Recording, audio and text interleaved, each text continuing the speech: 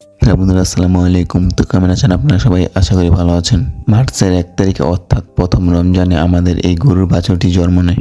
গরুর বাছুরটির বয়স যখন 1 মাস 20 দিন হয় তখন বাছুরটির শরীরে লাম্পি স্কিন নামে এক ধরনের ভাইরাস দেখা দেয়। পরবর্তীতে বাছুরটিকে পশু ডাক্তার দেখানো হয়। পশু ডাক্তার এই ভাইরাস নিরাময়ের জন্য 2টি ভ্যাকসিন দেয় এবং কিছু ওষুধ লিখে দেয়। ভাইরাসটির ফলে বাছুরটির পুরো শরীরে এরকম গোটা গোটা হয়ে গিয়েছে।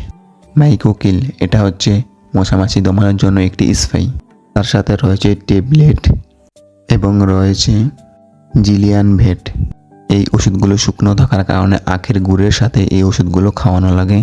এবং তারপর রয়েছে একটি বোতল জিঙ্ক সলভেট। এই ভাইরাসের জন্য এই ওষুধগুলো দেওয়া হয়েছে। ভাইরাসটি মশামাছির দ্বারা বেশি ছড়িয়ে থাকে।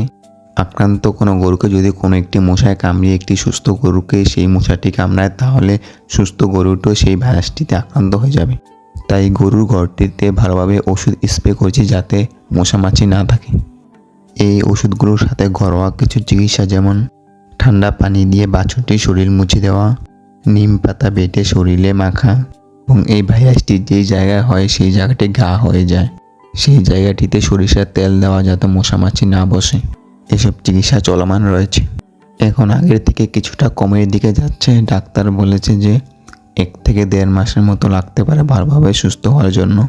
সকলে দোয়া করবেন যাতে বাছুরটি খুব তাড়াতাড়ি সুস্থ হয়ে উঠতে পারে। যারা আমার চ্যানেলটিকে এখনও সাবস্ক্রাইব করেনি এখনই সাবস্ক্রাইব করে অল বাটনে ক্লিক করে আমার চ্যানেলটির পাশেই থাকবেন। আল্লাহ হাফেজ।